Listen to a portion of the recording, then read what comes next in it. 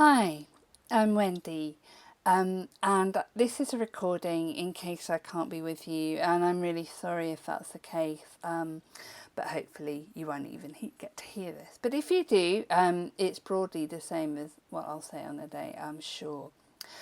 Um, I just want to suggest initially about the artistry of practice in relation to my own experience. Something I learned about over 20 years ago when I was still in practice. And I had the pleasure of teaching about reflection, artistry and reasoning for many years in a module we had at Brunel University on the MSc called The Art of Occupational Therapy. So it's something I'm endlessly fascinated by, and it was a great pleasure really to be asked to talk again and to be able to go revisit some of the things I used to teach but also develop it for you. My plan is to speak a little about the artistry of practice, to offer you some details, and then there'll be an opportunity for you to discuss them in small groups. Then I'll have some final thoughts and then some questions from you. So, what is the artistry of practice? Skillful professional work in uncertain, unstable and/or unique situations. Now, that's the definition that I've synthesised from what I know. So there's no quote marks around it. And I've made it in the spirit of the artistry of practice. I don't know what you know. And as I write this, I'm not sure how many of you are there, who you are, or why you're here. So I'm doing my best guess. A simple definition that will do for now. And, we could refine it as we go along. But I think the thing about the artistry of practice is to look at those two words, artistry and practice. So artistry suggests some improvisation and creativity. And practice can mean two things. One, it can mean rehearsing to improve performance, and the other is the actual performance itself. So we talk about our practice. What's more important, I think, than worrying too much about all this definitions and stuff is to make links with your experiences. So I'm hoping you had a chance earlier to say something about yourself to some of the other people here and describe something you enjoy about your work and feel good at it despite the challenges. Feeling the artistry of your practice feels good. And I would argue that no matter how little experience we have or how burned out we feel, we are able to connect with the people we work with in surprisingly good ways from time to time, if not every day. Understanding our artistry better will help us spot opportunities to foster it for the benefit of the people we work for. And I am somebody I'm retired medically, so I spend a lot of time in hospitals, been there today. And I tell you that as a patient in a hospital, I can spot artistry really quickly. It makes such a huge difference to me and to other people I can see, and to all sorts of different people. And I'm thinking of those nurses, particularly on one of the wards I go to regularly, who are somehow always in the right place at the right time. The physio I saw recently, who knew when to explain things to me and when to say, right, do this, do that. The receptionist, who I often see, who gives me a few moments to get my breath back before speaking. There's a consultant I see who speaks with me in metaphors, and another who draws diagrams for me in my journal. So professional artistry isn't as rare as you might think. And so this idea of skillful professional work in uncertain, unstable and/or unique situations, I think will do us for now. And I'm going to say more about Schoen 1983 in a minute. But I just want to talk about how the idea developed. So let's start right at the beginning. The art of healing is recognised from earliest times. It was seen as an art. it is seen as an art in many ways. And the therapist, we are about some sort of healing. No matter how much we might talk about justice, we're looking for reparation. It's still a form of healing. And there's three people I particularly want to mention in relation to artistry in professional practice. So the first person is John Dewey, who I'm hoping you will have heard of, who's very interested in how people learn and how people respond to uncertainty. And he wrote about pragmatism. Pragmatism is when you do the best thing you know for the situation. You're guided by principles, but you're not rigidly sticking to them. You can work out what's going to work best here, what's happening now. And that it did influence the early development of occupational therapy in Chicago. And he talked about artistry in relation to pragmatism. And he influenced many people in many different ways, but including Donald Shern, who used the term artistry of practice to describe how people explore the unknown by improvising and thinking on their feet. And he contrasted it with technical rationalism. And at the time he was writing, in the 1970s and 80s, there was a growing emphasis in many fields on the technical aspects of practice, isolating components and tracing networks. It's all very rational and very reductive. So you sort of eliminate the bits you don't quite get, focus on the bits that can be identified.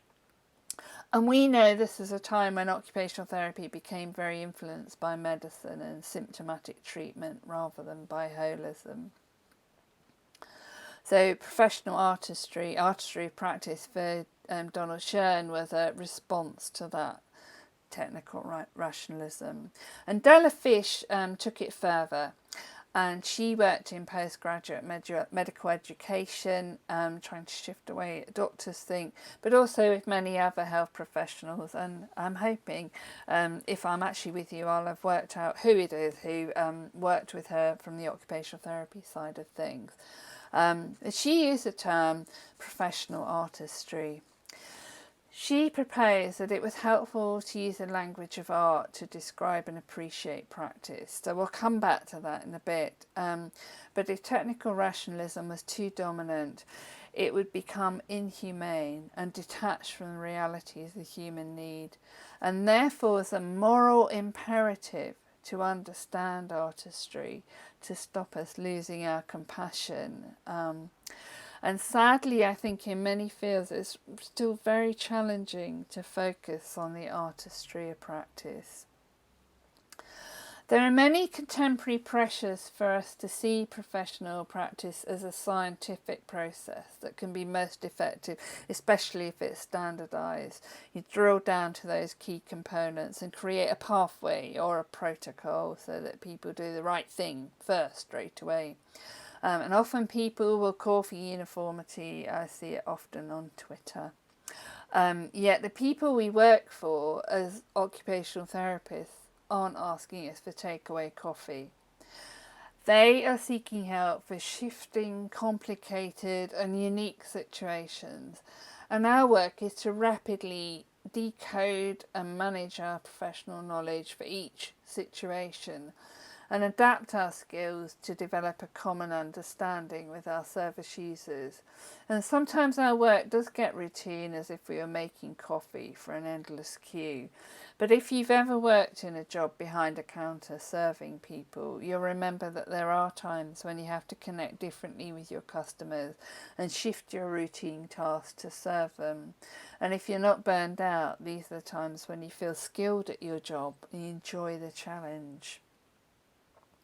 So let's have a look at Donald Shern in more detail now. He was a North American philosopher and professor of urban environments and education. He worked as a management consultant and started theorising about how organisations learn, developing his doctorate on John Dewey. He wrote other books and then published his ideas about reflective practice in 1983.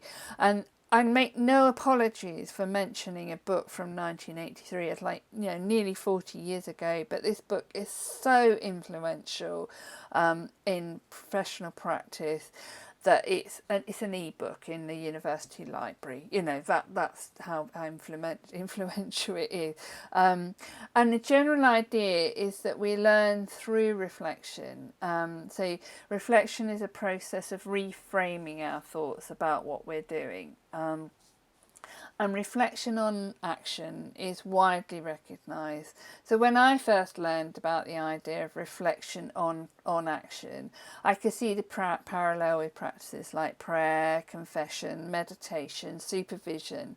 And particularly for me, in the 1980s, I used to be a co-therapist in psychodynamic therapy group, and we'd always have a debriefing after the group to work through what happened, considering possible interpretations. So we would continually reframe what was happening, and not always, from a psychodynamic frame of reference. We'd look at other references to frames of reference too, and that was our process of joint reflection.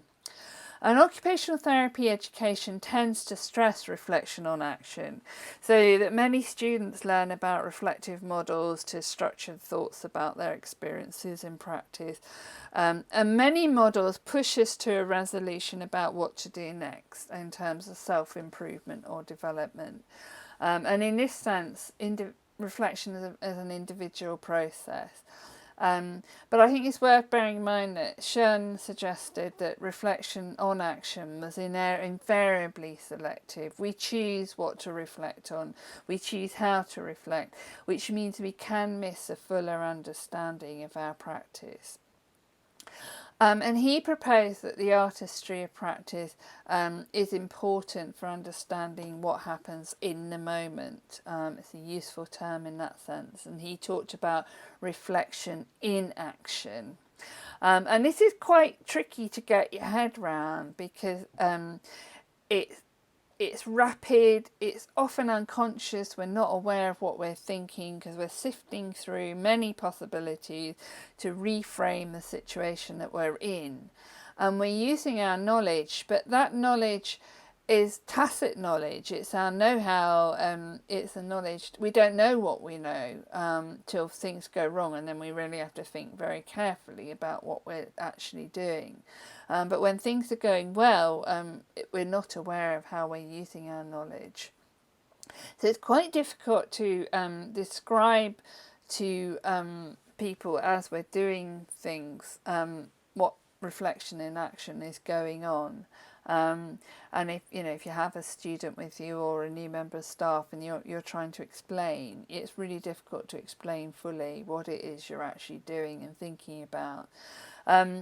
But it's crucial to value it because it enables us to engage with unstable, uncertain and unique situations. And that's a phrase that Donald Schoen uses repeatedly, uncertain, unstable and unique situations.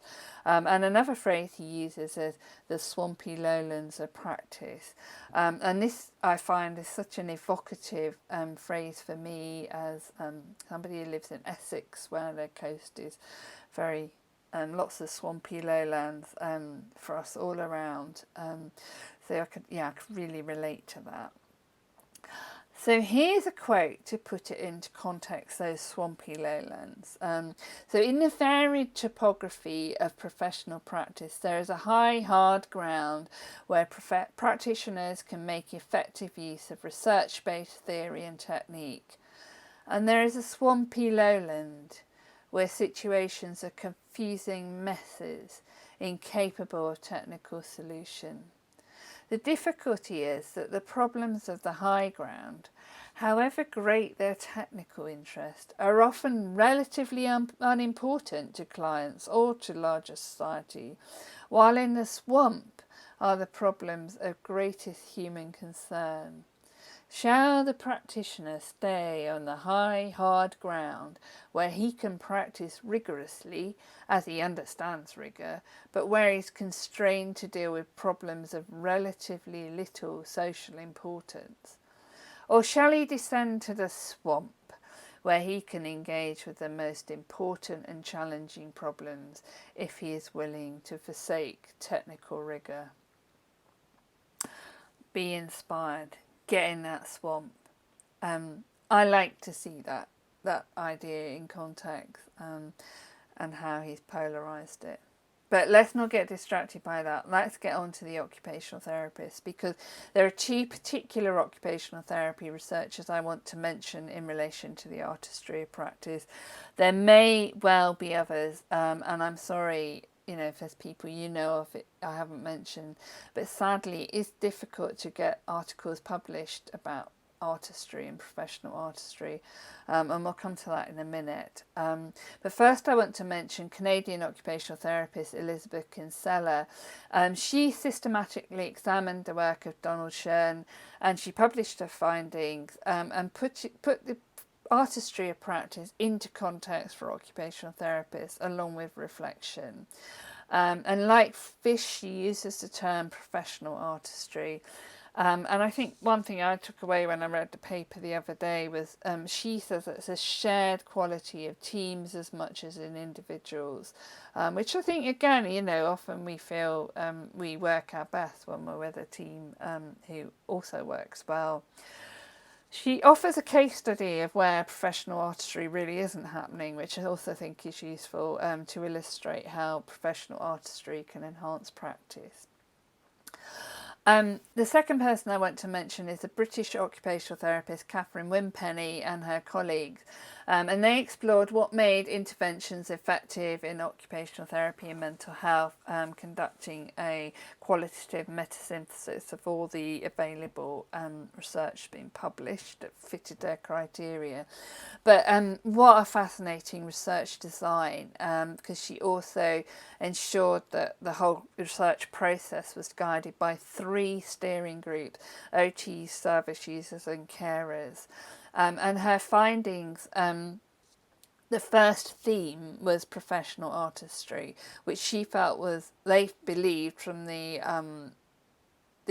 analysis they did, was a key aspect of making interventions effective. And she divided professional artistry into these 2 points that I put on the slide. So interaction and legitimacy, and pragmatism and reflection. So in a mental health situation, if therapists could interact well with service users, then they would be legitimising the service users' experiences, and that was a key aspect of making an intervention effective, focusing on service user experience rather than a therapist experience. And the other aspect of artistry was about managing those resources that are always so limited, wherever you are when you're working in mental health field, and that is a pragmatic process. So there we are, we're back to pragmatism and John Dewey. But I think also Wimpenny and colleagues link it with reflection in action. And that paper has a lot of quotes to bring the ideas alive. So I recommend both of them if you're wanting to do some reading after this. These papers are rare in a publishing landscape that favours empirical studies of interventions, but it is possible to design research about good practice. And science doesn't have to mean focusing on RCTs and single interventions and defined populations, always being new and original. It can just simply mean being systematic in your approach to exploring practice. So it's interesting to think about why occupational therapy, and particularly the way we teach research, emphasises science rather than art. And I'd like to suggest that it reflects how technology is highly valued in contemporary society. Technological solutions have proliferated. And in theory, science is strongly allied to technology, although we know, crafts are a form of technology, have been used for thousands of years. Another aspect of science is it holds the promise of knowing about and understanding everything, aided by new technology. So think about the space race, virtual reality interventions, those sorts of things. The mysteries of human existence are overshadowed. and artistic efforts to make sense of them devalued. And I think that's sad. It's a sad reflection on where we're at with understanding health and well-being. Some of you may also be wondering about neoliberalism, but I'm not going to go there, and we can do that in the questions if you like. But I do want to point out that, in order to get established at degree level, occupational therapy had to align with medicine in many places. So inevitably, the scientific aspect overshadowed the art.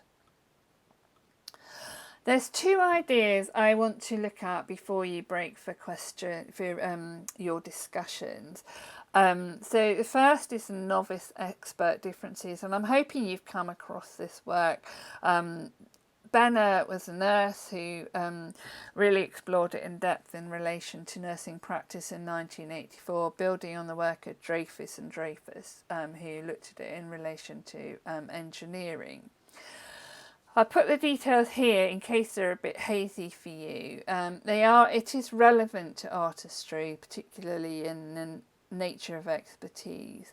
I think it's important to resist seeing some people as novices and others as experts, that you turn into an expert as you gain more experience. I think it's a forward and back process. When you change jobs, you then become, you don't know what you're doing again.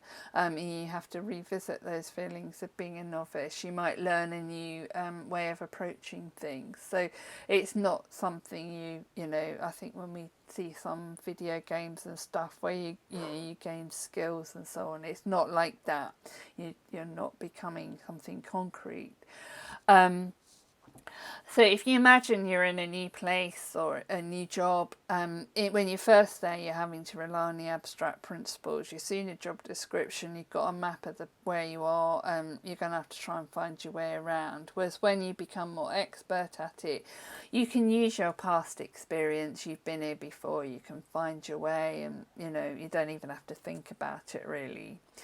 As a novice, in a new place, everything is potentially relevant. Every sign, every person might be relevant. Imagine those days when you had to learn what different people in different uniforms, what their roles were. Whereas as you develop expertise, the situation becomes a complete whole, so you can filter out some things and attend to the more relevant things. Finally, there's a distinction in terms of I can hear my dog barking in the background. I'm going to ignore him. Nearly finished. So, as a novice, you're a detached observer. It's really difficult. You need to take everything in. You can't really interact. Whereas as an expert, you're feeling your artistry. You can really engage with what's happening and respond to surprising things that you weren't expecting to see, or people that you know. So some aspects of expertise happen very quickly, and there is that great feeling, when you've been in a new place for a little while and you start to feel like, oh yeah, I'm beginning to know my way around. And that, the feeling of artistry, I can navigate and dodge the signs and all the rest of it. So that's one idea I think that's helpful for us to understand artistry. And the other idea is going back to Della Fish and appreciating our practice.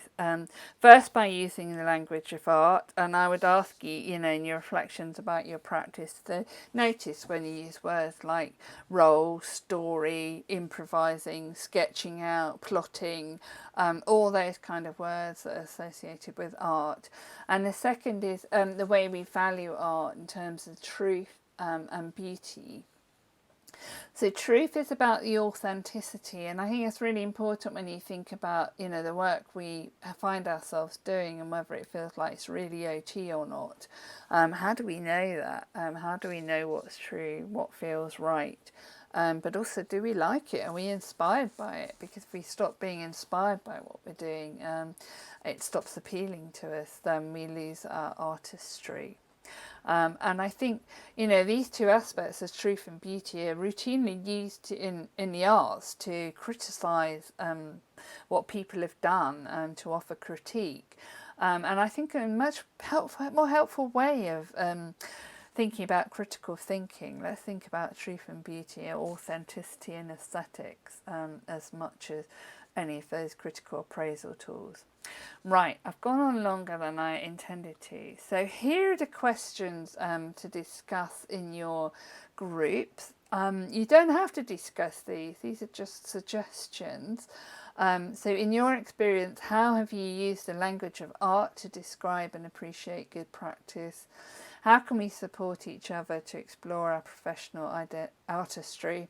And are there particular challenges for recognising the artistry of practice in an international context? And I'll, be interested to hear if you've got things to share in the Q&A. Okay, so we'll pause the recording there so you can go into your breakout groups. See you in a minute. Hello, hope you enjoyed your discussions. Feel like a radio presenter now. My final thoughts. I just want to share three final thoughts about my journey in understanding professional artistry. The first I want to say is that reading Donald Schoen's work and Della Fisher's work was deeply helpful, inspiring, and interesting to me. When I was a practitioner, so I do recommend them to you. But my fascination with the difference between art and science goes back much further than that. I remember being interested in it as a teenager. And Mary Midgley is a philosopher who I read a few years ago, who wrote a book called Science and Poetry, where she looks at just that, what is the distinction? And I found it's very interesting to think of it now, because she contrasts science as being concerned with atomism, the idea of drilling down to those isolated components, and art being concerned with holism, the bigger picture. And if you think of it, we're great claims for holism and occupational therapy, yet we also claim to be scientists. So, what's going on there? Interesting. And then I think the other source that's helped me think about artistry is Nigel Rapport, who's a philosopher and anthropologist, who in his book about power used different examples of artists and philosophers and writers to explore how they talked about power. And he within that book, he suggests that art provides inspiration, but too much can make us ungrounded. So here we have this lovely inflatable sphere at a festival I went to with my friend Simone. She took this picture, beautiful inflatable globe. We were very inspired by the end of a good day at a festival. But obviously, things like that can easily become ungrounded, and you kind of lose touch with, actually it's starting to rain and we need to get home, and so on. So in contrast, science can provide clarity. That thing is not going to float off because it's been anchored down by ropes placed at strategic intervals. They've worked out is gravity that's going to take it off. But too much science can become inhumane, and there's lots of historical examples of where science has become an inhumane process. They're my thoughts. I'm offer you some references here, and all the sources I've referred to, plus some reading. If you haven't heard enough from me, you want to read some more, there's a few things listed here, but much more importantly, let's hear your questions and answers, and thank you so much for listening. Thank you.